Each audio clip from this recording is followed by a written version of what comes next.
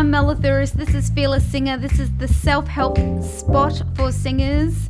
And yeah, this is the place that you come to overcome those old narratives that are holding you back from the stage, or being your authentic self on the stage and going for those beautiful dreams that you have. Because you know what? The world needs to hear your voice. And what better time than to address some of those blocks that are stopping us from going to the top. And in this episode, I'm going to be showing you how to use emotional freedom technique and the tapping process and the various points to overcome some of those fear-based narratives, rewire our subconscious mind, and start actually bringing those beautiful goals into our 3D reality. Now, if you want to find more about emotional freedom technique, I do have a podcast episode called Emotional Freedom Technique for Singers that gives you more of an overview. However, this video, I'm going to take you through the actual points that I tap on and some of the things that I check in on while I'm doing the tapping process. Okay, so the tapping points.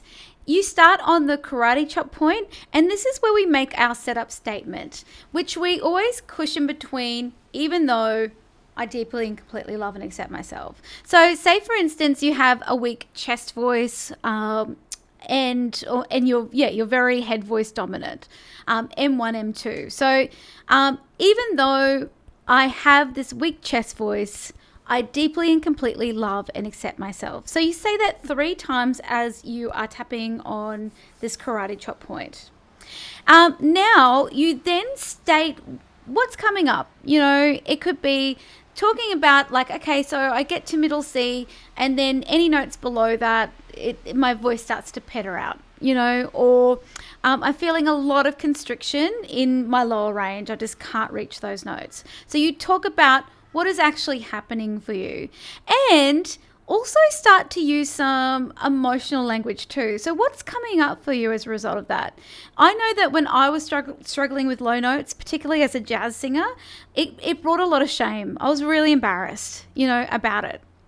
And it was due to a belief that I created during my classical training as a kid about those low notes. I believed that it was incorrect. The placement was incorrect. So it was really about undoing that. But being in the contemporary jazz space, and really my voice kind of, for the jazz style, needed to sing those lower notes. It just brought a lot of shame. So that's the sort of stuff that I spoke about when I was also undoing that belief. So if you're not quite sure what those emotional feelings are, you don't have the language for it, that's okay too. This doesn't have to be perfect. Just find abstract thoughts or feelings. It could be, the feeling could be like, oh, I feel real smudgy here. Doesn't have to make sense. It just makes sense to you, and that's all that matters. While we are stating the reality of what's happening, we tap between the eyebrow point here. Oh, I'll try not to flip you the bird while I'm doing these. Then we tap on the side of the eye, then underneath the eye, under the nose, on the chin, on the collarbone. This one feels really good for me. And sometimes if I'm just want a quick little reset, I just do this. It feels really good. Then I do underneath the arm. And then this is a Gala Darling move actually. And I use it now because I really feel connected to this point. So just here on the wrist, and then we do top of the head. So those are the points. So between the eyes, side of the eyes, underneath the eyes, under the nose, chin, collarbone, under the arm, wrist, head. Yeah. And now I just want to stress again, this process does not have to look or be perfect. You might find yourself feeling super stuck with the language, and that's okay. Honestly, it will still work for you. This is one of the most forgiving modalities I think I've ever come across. And I just want to also preface that I will be making more of these videos on specific things that we do address or need to address as singers, or things that come up for us. And sometimes my language, even in these videos, may feel a bit clumsy, or it might not actually particularly relate to you. So, this is a real opportunity for you to go, okay, well, how would I reword that? And just reword it for yourself. Because like I said, it has to just make sense for you. Yeah? Okay, so this is just in context. This is tapping on, I have a weak M1 chest voice. Okay, so I'm going to show you, just demonstrate what this looks like. So even though I have this weak chest voice and it's bringing up a lot of shame, I deeply and completely love and accept myself. Even though I have this weak chest voice and I'm super embarrassed, it's bringing up so much shame, I deeply and completely love and accept myself. Even though I have this weak chest voice, I deeply and completely love and accept myself. Oh, I can't seem to sing underneath a middle C. And it's actually really doing my head in.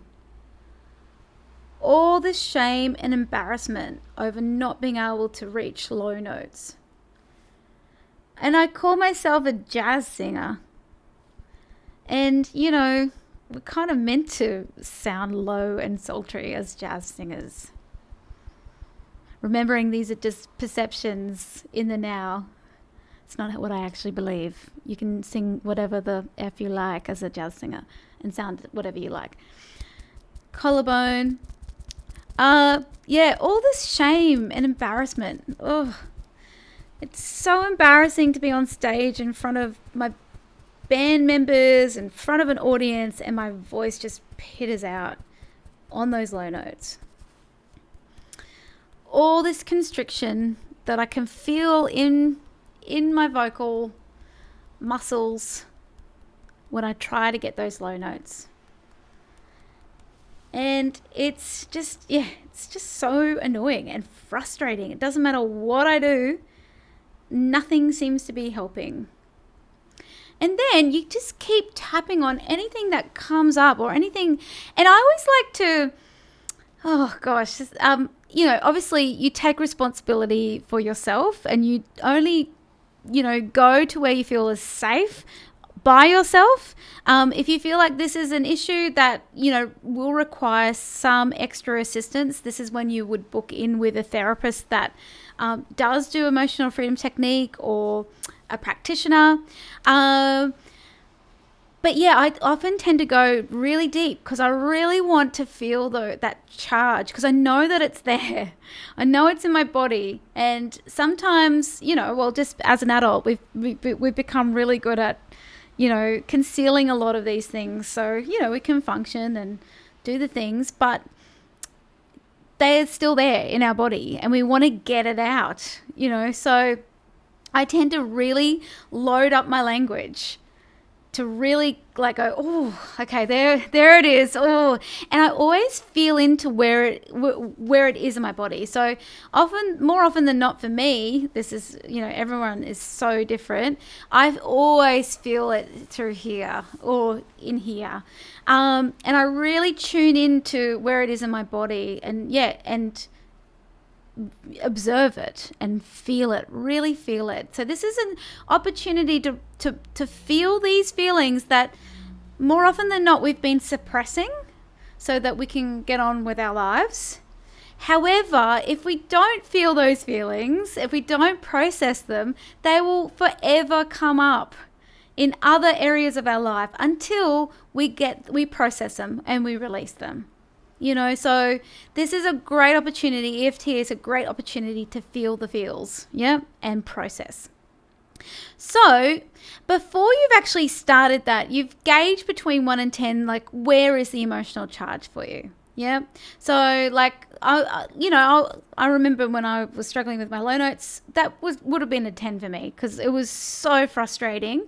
And then, so after I've done a round of tapping on the reality of the situation, what's coming up, what are those feelings and emotions, I then go back and assess and go, well, has that come down on the scale?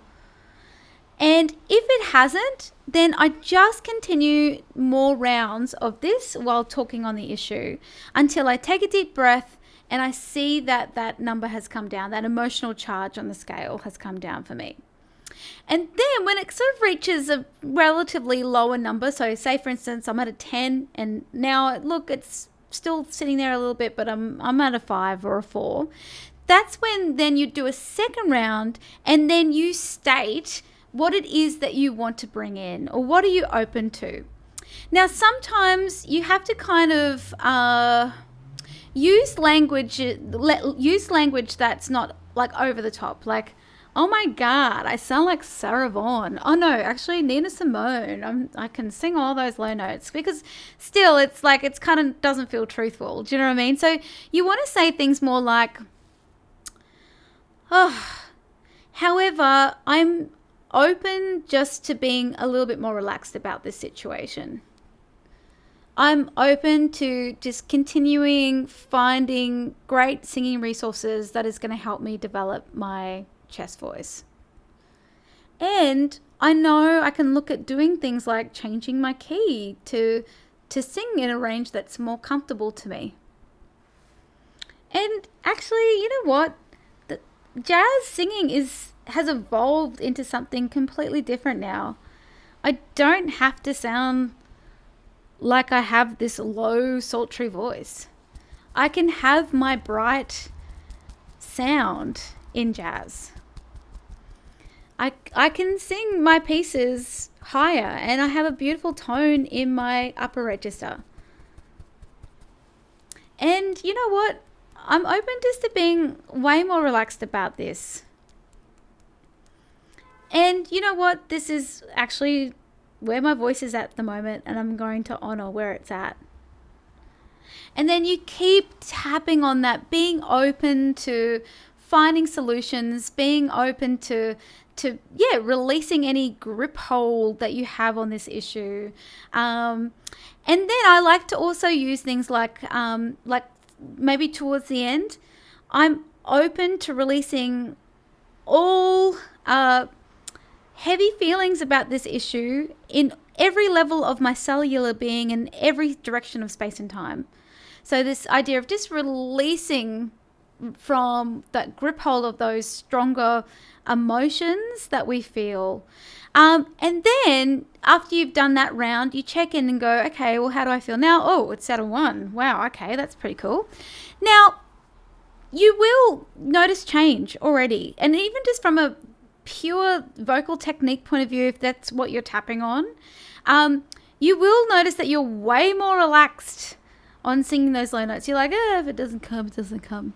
You know, and that's basically how I improved my low register, because I dealt with the belief around, this idea of like I was placing the sound incorrectly and it was going to be coming way more from my throat. And then I discovered that belief through the process that's what I thought. And actually just educated myself on what is the musculature that we use in that when we sing our lower notes. What is it that I'm aiming for? Where am I directing the sound? So I then found the right information for me. I was way more relaxed about it. It wasn't one of those things that I fixated on a lot. And now, I don't sound like a foghorn on those low notes. However, they're there, and I just relax into them. And and I know that also, like, just because my range and my tessitura is way different to a lot of people, well, it's not that way different, but it's it's different to a lot of jazz singers who can access a lot of those lower notes. It doesn't matter. That's me. That's what makes me unique. So anyway, that's the tapping process. A little bit of a snapshot of the different points. If any of this resonates with you, if you've tried it before, please let me know in the comments. If you like this video, hit subscribe. And also, if you have any questions about any of this, or you want to fill me in on how you've used this to help you in some other aspect of your singing in life, please leave a comment, because I love to hear from you. It's so inspiring, and it's inspiring for everybody else as well. So, talk to you soon.